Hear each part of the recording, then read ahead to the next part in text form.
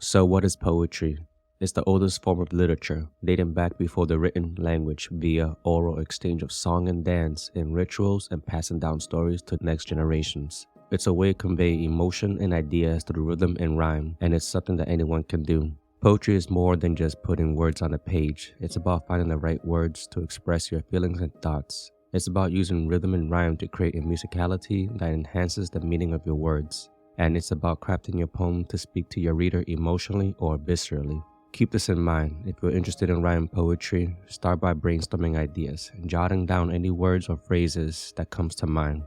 A poem is a form of creative writing that often uses figurative language to communicate emotions and ideas. Poetry can be short or long, serious or funny, personal or universal. The best poems are those that capture a moment or feeling in a way that is fresh and original. Poetry allows the writer to write in a multitude of styles and lengths, such as narrative poem, lyric poem, or a short poem. To write a good poem, you need to have a strong understanding of the craft of poetry. This includes meter, rhyme, and stanza structure. However, in modern times, people write free verse poems. It's still essential to understand the rules of writing poetry. You also need to be able to use literary devices like similes and metaphors to create vivid images. Finally, your poems should have a solid emotional core that speaks to the human experience. If you want to write a good poem, start by studying the work of other poets, read as much as you can, and pay attention to their techniques. If you are new to writing poems, you may wonder where to start.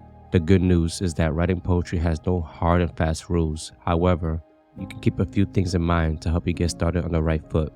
One of the most important things to remember is that poems don't have to rhyme. In fact, many modern poets eschew rhymes altogether, known as free verse. Just let the words flow and see where they take you. However, it's just important to understand the rules of poetry in order to break the rules and give birth to something new. When it comes to poetry forms, there are three main types.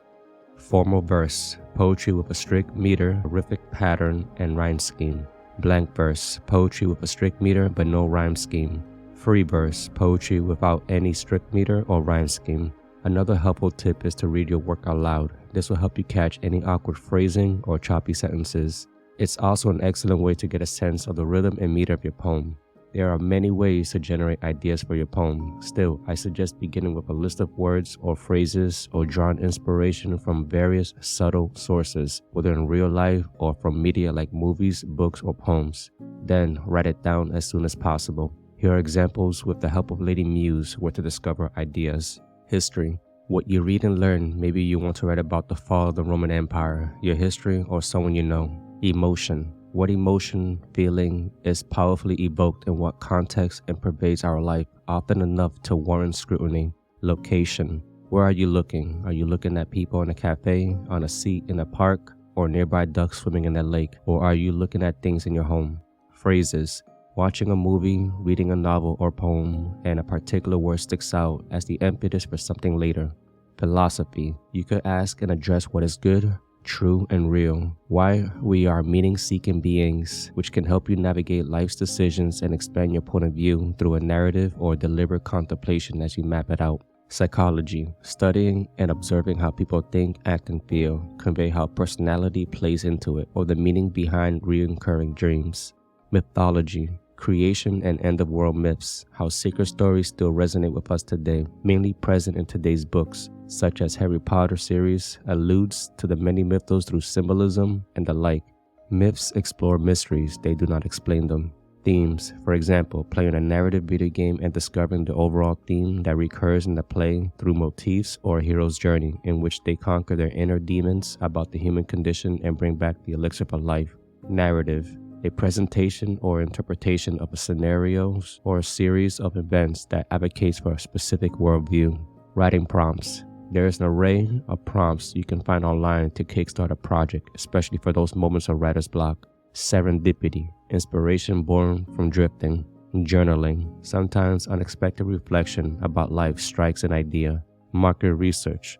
Write something about what people want more of or combine two disparate genres to pioneer something new. What's important is you have methods for noting down these ideas before they flee from your psyche. In my case, I use Evernote, Google Docs, or a notepad to take down notes, and when I don't have access to these, I jot them down on a sticky note.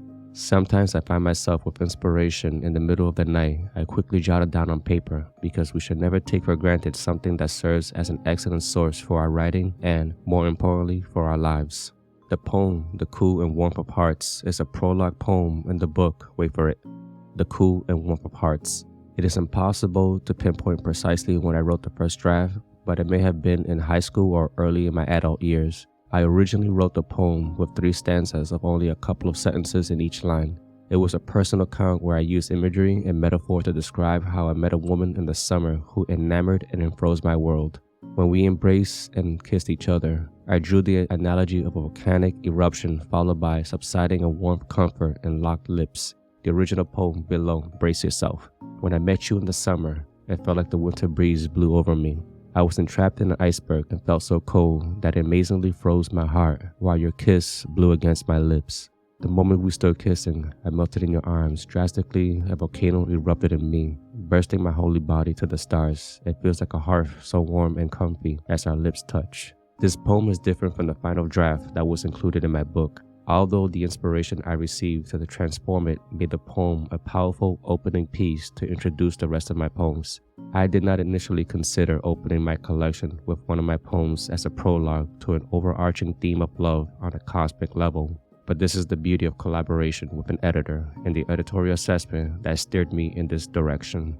While brainstorming for this poem, I noticed a pattern with the words. With that connection, an idea developed from a documentary I watched about how Earth used to be a snowball encased in ice where life thrived for thousands of years. What began with tremors developed into volcanic eruptions. Fire is a sacred symbol for life in many cultures. Life gradually found its way to recede the ice and once again thrive.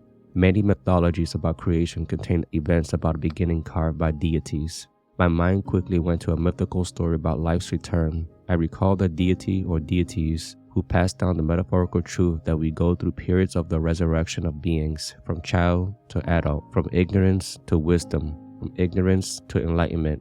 The cool warmth is a metaphor for the equilibrium that allowed the cosmos to manifest and balance the scales of nature, duality such as light and dark, hot and cold, life and death, so that life can thrive even in the harshest environments. If you are someone who loves to read my entire poetry writing process with examples, then you can check out my free download where I provide the following. I provide the entire poetry writing process with an example poem published in my book, The Cool and Warmth of Hearts, from start to finish. I provide this in several formats for free, such as PDF or JPEG with an infographic. Lastly, the Google Doc template I use for every poem can be downloaded in other formats as well. So, you can find the link in the description below, and I hope you enjoy it. The gist. To write poetry begins with a piece of simple advice. Start writing. Learn the craft and read wide.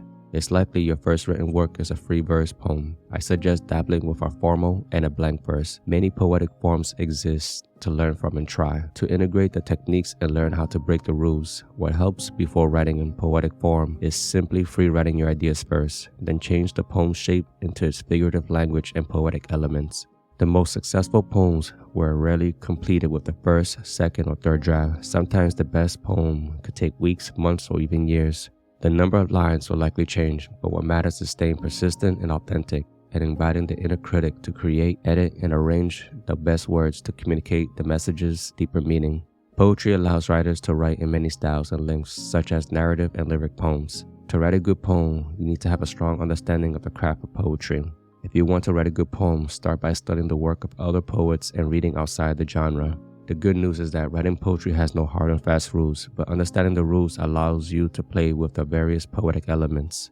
One of the most important things to remember is that poems don't have to rhyme, but can add musicality and be memorable.